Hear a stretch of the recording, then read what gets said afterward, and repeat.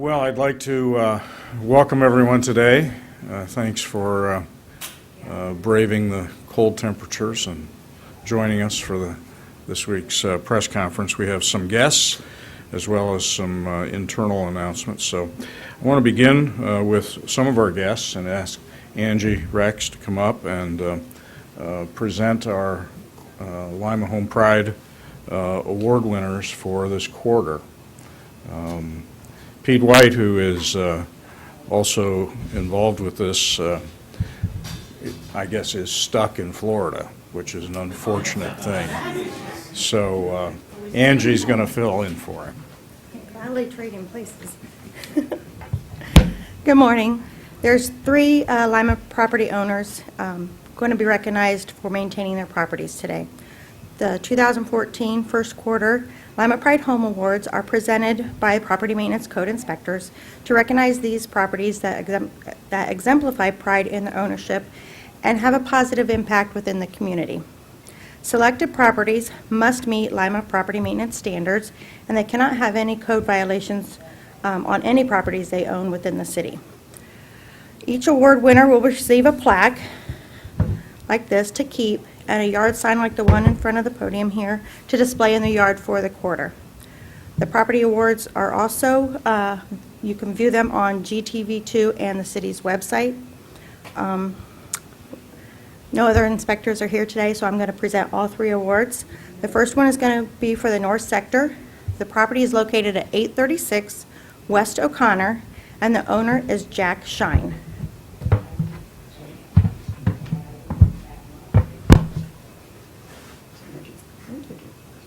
Jack, congratulations. Tell us a little bit about your ownership of the property, and here, turn around here. Would you like to? Sure.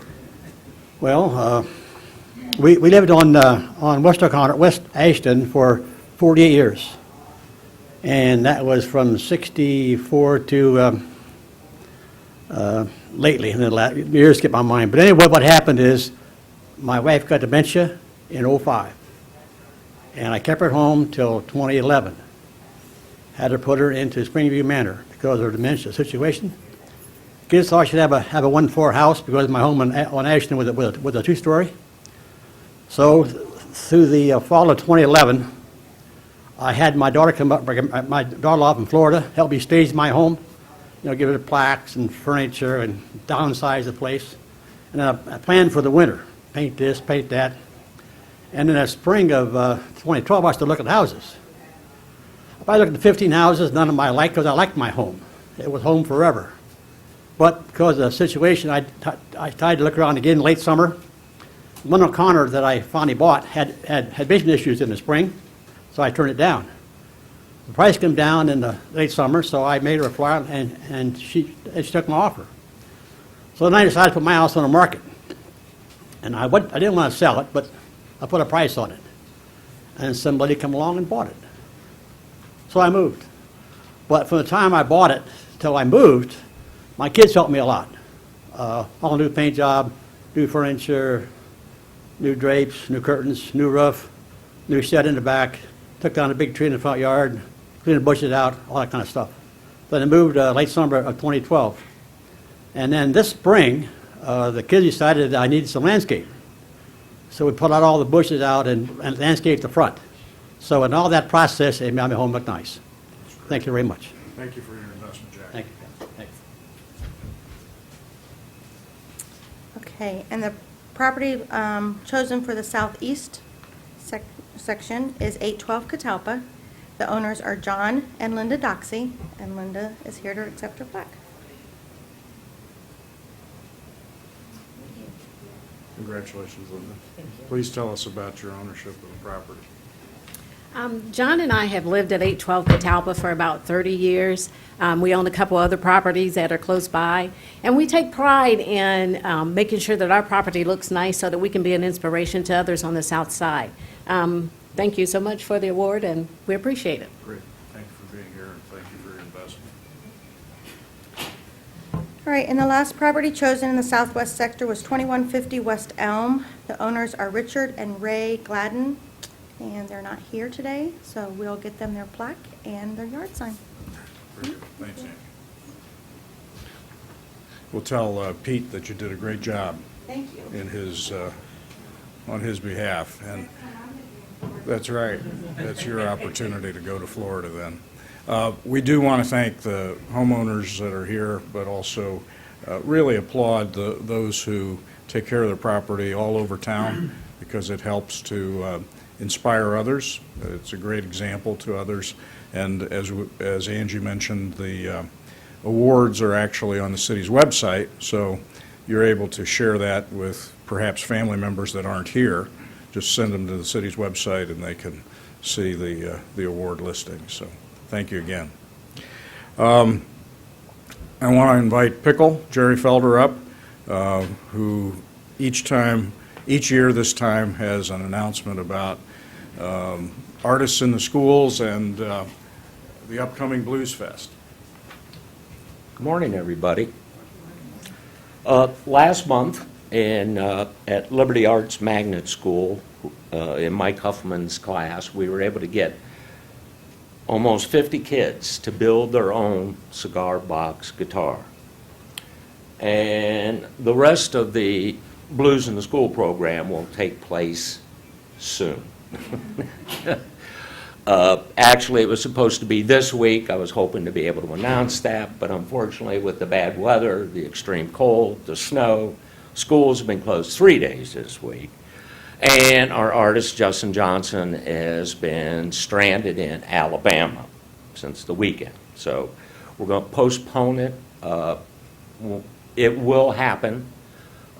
We just have to check with his schedule as to his availability. So all I can ask you is to please watch for the updates, and we'll get that out to the press. Part of that Blues in the School program, we always partner up with the Allen County Museum or the Allen County Historical Society, and Justin always, or the artist always performs on Wednesday evening for an hour for free.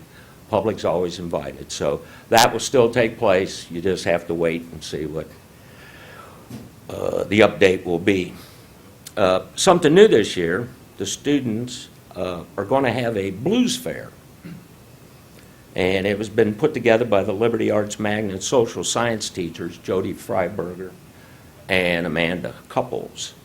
And students are going to study various aspects of blues music as well as the social economics that led to the genre of that music. And their blues fair projects will be set up for viewing in Memorial Hall on Thursday, March the 6th at 7 p.m. And the public will be invited to view these blues projects. The Blues Committee, once again, will present their annual fundraiser, Pickle's Blues Extravaganza. On Friday, March the 7th, we'll be bringing Chicago music to town with Tom Holland and the Shuffle Kings featuring Omar Coleman. We'll open up the festivities that evening, and we'll follow that up with a terrific player by the name of James Armstrong. Saturday, March the 8th, we'll be going to the Deep South to bring our music. We'll be Mr. Sip and Kinfolk from Mississippi. We'll open up for J.P. Soares and the Red Hots from Florida. And if you visit our website, bluescommittee.com, you'll be able to view videos of each of these artists so you can decide which night you cannot afford to miss. And I know Mr. Caprella will be there both nights. Maybe. Tickets for Pickle's Blues Extravaganza go on sale at the Civic Center box office at 12 o'clock noon on Tuesday, January the 21st. Once again, a table of 10 seats is only $200, $20 a seat. Balcony seats are $10 each. You can also get balcony seats at any of the 4 Happy Day restaurants, all 4 of the Beer Barrel restaurants, and my favorite, the Q, Smokin' Barbecue and Fixins, starting on Tuesday, January the 21st as well. At our website, you can view a table layout, and you can decide what table you would like to purchase. You call the ladies up at the box office. They'll set it aside. We'll update that photo every day. I'd like to remind everybody the Blues Committee is a 100% volunteer organization, so all profits will go to benefit the kids of our schools with our music scholarships. So far, we've done 27 music scholarships. Our week-long Blues in the School program, as well as the artist in residency programs, and that also includes the Arts in the Park program that takes place in Farouk and some of the other parks during the summertime. So, thank you very much. How much have you raised over the years, Pickle? Let's see, close to $300,000. In net proceeds? Yes, yes, and we've put it all back into programs. The Artist in Residency program, a lot of times the school wants to bring in a dance troupe to work with dance kids for a week. We have the funds to provide that. Sometimes they want to bring in visual artists that'll work with the kids for a week. Again, that's what our funds are for. So the kids have been benefiting over the years. And like I said, we've handed out 27 $1,000 music scholarships, and some of those kids have gone on to become music teachers themselves, which they get to touch that many more lives, you know, introducing music into it. So I think it's a pretty cool thing. Terrific. Thank you. Thank you. And the blues event in March is always a terrifically attended, wonderful event, and we want to encourage. You sell out quickly with the tables. Saturday night tables go in the first day and a half, and Friday night tables, you know, another week or so they go. So you need to plan ahead. You need to just say, okay, I'm getting 8 friends to come with me. Go get the table. Go find them friends and get the money from them. You know, wait for them at the door. Oh, well, they got tired, you know. They fell asleep like some folks. I don't know. It's a great effort. It's a great annual event, and we appreciate all the work that Pickle puts into it, as well as, you know, he has to go to Chicago on a frequent basis, and he goes south to, and he spends his time, and I know it's an onerous task, to go visit all of these musicians and vet them to bring them here. All those beverages that he has to consume. But it's a duty that he takes up very willingly, so we appreciate it, Pickle. We have Randy Traub here from Allied Waste and Gary Shealy from the Utilities Department to talk about what's been happening with the garbage pickup this week and what's going to be happening because of the weather. So, Randy, why don't you come up, and Gary as well. Thank you, Mayor. I appreciate the opportunity to address the community in this way. Would rather not be here, frankly, but weather demands it, I guess. I kind of prepared some written comments here in case the media wants it or whatever. I want to make sure everybody understands what's going on. I guess it's not too complicated, but I think it's important that everybody understands what's going on. As the mayor said, I'm the division manager for Allied Waste / Republic Services. We're kind of going under 2 names now. Pretty soon you'll just see Republic Services, but don't want to confuse anybody. We're Allied Waste.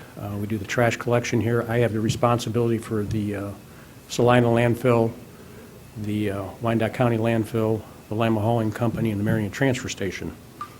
I'm just going to read from here to make sure that everybody understands what's going on. Due to the severe weather conditions we've recently experienced, and out of concern for the safety of our employees and the safety of the public, we made the decision to shut our operations down Monday and Tuesday for trash collection. This was a decision that was made for all of our Ohio and West Virginia locations. After our shutdown on Monday, we had hoped to run a holiday schedule and get all of our Lima's customers serviced by the end of the day. With wind chills reaching 35 degrees below zero on Tuesday and level 3 road conditions in the surrounding counties, we couldn't risk the safety of our employees, and we made the decision not to run Tuesday. And frankly, Wyandotte County was under a level 3 all day yesterday, as well as Salina and Mercer County, so we really had no place to dump our trash. So our plan now is to run our Wednesday, Thursday, and Friday routes on schedule. It's going to be slow going, but our drivers will do everything they can to get the trash picked up, and I expect that to happen without any doubt in my mind.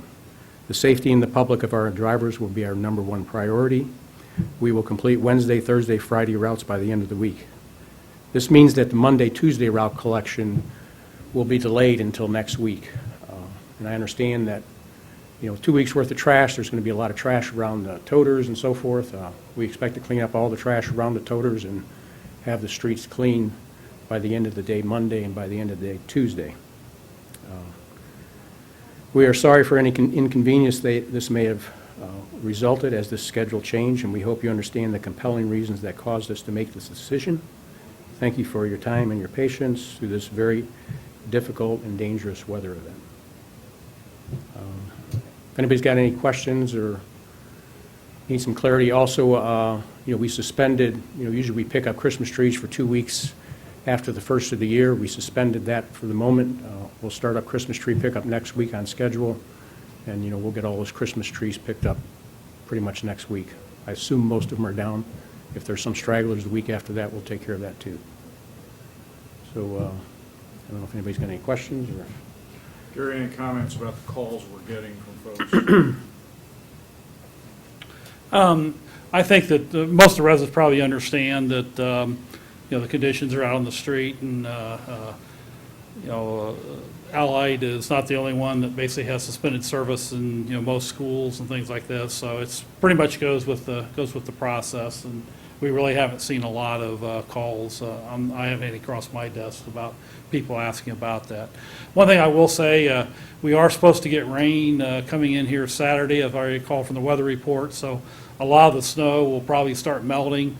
But in help with the service crews out there, if the residents would get their containers where, if they could just, chop a little spot on the along the edge of the curb, basically, where the trucks can get in and so forth like that, would be a big help to the service crews. And it's going to be a challenge enough in getting all the material picked up, as Randy said. But if that snow banks and so forth are still there, if the resident's capable of, and I have seen some locations along the street where people have made a spot to put their container, and that way it helps the service crews basically get there a lot easier and more safer for them. And having the containers out on the street also adds to a little bit more hazard on the street.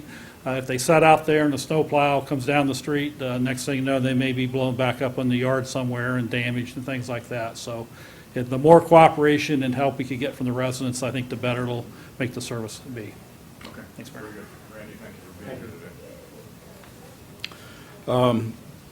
Also, today, Teri Averisch and Brian Kirk are here from the YMCA with some announcements about several events taking place at the Y. Good morning. Good morning. Thanks for having us.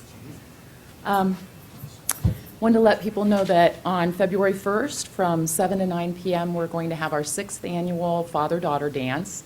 And this event's designed just to be a nice event for fathers to escort their daughters to a dance and really teach them how a gentleman treats a lady. It's just a really good quality program for families. And we've typically had up to 100 participants or more in the event. We've got a DJ, the girls get dressed up, sometimes they have corsages, we have ages, we've had some preschoolers there, but mainly it's like the 6 to maybe 13, 14 age group that's there with their fathers. And it's just a really nice event. We have tickets available now. It's free for YMCA members and it's $5 for non-members. And just encourage families to take part in this event. And also Brian Kirk is here. He's our new health and wellness coordinator. And we have a great program. It's a Les Mills program, which is an international fitness program. They have strength programs and yoga and just a lot of great programs. And I'm going to let him talk about a new one that's offered to kids coming up. Yeah. Well, as many of us know, times have changed with, computers and video games and more fast food restaurants. So childhood obesity is up. In 30 years, it's doubled. The last 30 years, between 1980 and 2010. Those are just stats there.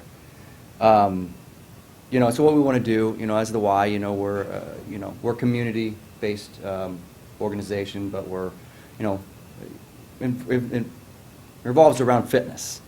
So we came across, this Les Mills. We offer some adult Les Mills classes, and they have this new class called Born to Move. We have a great instructor that leads it. We're starting it off as a pilot for kids 8 to 12. I mean, the program actually goes from ages 2 to 16. We're starting with 8 to 12 just to have a pilot for it. The classes are Tuesday evenings, 5:30 to 6:30, and Saturday mornings, 9:30 to 10:30. Classes begin this Saturday. We had a pilot this last, or just a free class this last Saturday, but the classes actually begin this Saturday and run through February 22nd. That's our winter one, and they will continue from there, but that's just our original schedule. Members are $11, non-members are $51. It's a 60-minute class where the instructor will show participants moves from dance, martial arts, and yoga. It includes great music and games to keep things interesting while developing fitness skills for the kids. It's a great way to introduce children to the exercise industry. And it also gives adults time, gives them that hour to get their own exercise workout in. We would love your child to try it one time for free. So bring them in and allow them to just try it one time. If they can't make it to all the classes, we'd be willing to prorate any classes that they do miss. We just want them to just get involved and enjoy. These 8 to 12 range is they're forming habits that are going to be lifelong habits. It's a time where your brain's developing, so getting into the exercise, the earlier the better. It'll combat, controlling weight, reducing blood pressure, raising the HDL, the good cholesterol, reducing the risks of diabetes and even some forms of cancer. And it also, exercise is a psychological thing. It improves their psyche and well-being and includes gaining more self-confidence and self-esteem. So we'd love to see your kids out there. I'm excited. I look forward to seeing these kids just seeing the few that were there the other day on Saturday. Even the day before the storm, it was just great to see. They're all bubbly coming out. They really had a great time. And it changes all the time, so it's not always the same routine. So it'll be interesting and fun, and the instructor's great. So look forward to seeing some kids out there. Thanks. Very good, thank you. And lastly, Mike, you're going to make some comments about utility operations and this weather and its impacts. So. You always make me go last, though. I don't understand that, but I always do. We were out ahead of the weather telling people what they could do to avoid freeze-ups, and it worked for the most part, but it didn't work for everybody, obviously. Our crews have been working pretty much day and night, thawing people out. A lot of the freeze-ups we're seeing right now are actually in crawl spaces. The people we haven't experienced this kind of cold and wind for the last 20 years, they said, and we're seeing people that have never had freeze-ups before, their lines are freezing. So our crews have been working night and day getting those fixed. They worked all night last night working on a main line break, which is pretty brutal in this type of winds and temperature, but they're out there doing it to make sure that if there's a leak, they get it fixed. So we've had some situations at our plants. The water plant was experiencing some power problems Monday morning with some of the power issues that were hitting the east end of Lima, where we were getting a lot of off and on power blips, and that causes major problems when you've got huge motors and pumps that pump that water. So there were some trying times for a short time there. And sometimes it's kind of practice what you preach, and I shouldn't say this, but yesterday we actually had lines froze in one of our buildings. It was great. Mayor didn't know this yet, so I shouldn't really be saying it, but no. We had, actually in our field services department, which is the crews that go out and fix mains and thaw the lines out, the fire suppression system that's up in the attic area actually froze and broke. It was a mess, still is, but so don't only look under your house, maybe you need to look up above, which, that's something we hadn't really said before. So, if you've got exposed pipes in your attic, look at that also. And because the temperatures are going to warm up, don't let down your guard. I mean, still take the precautions you've taken before. There's still frost in the ground's still cold, there's still snow, and there's a heck of a lot more winter to come. So I think a lot of people maybe avoided freeze-ups and problems, taking the tips that we gave before, but some didn't. Some had problems they didn't know they'd even have, obviously. So just continue doing what you was doing, and we'll still be there to take care of the problems. Recreation-wise, as it warms up, there's a lot of snow out around the reservoirs, and I know we're going to see a lot of people out there sledding, working off the weight, so the Y, that's one of your alternatives, go out there and sled. So, yeah, but do it carefully and safely, away from the roadways, and keep the vehicles off the banks. Thanks. Well, I appreciate, again, everyone taking the time to be here this morning. We will break down for interviews. Thank you very much. Congratulations to the Lima Home Pride winners again.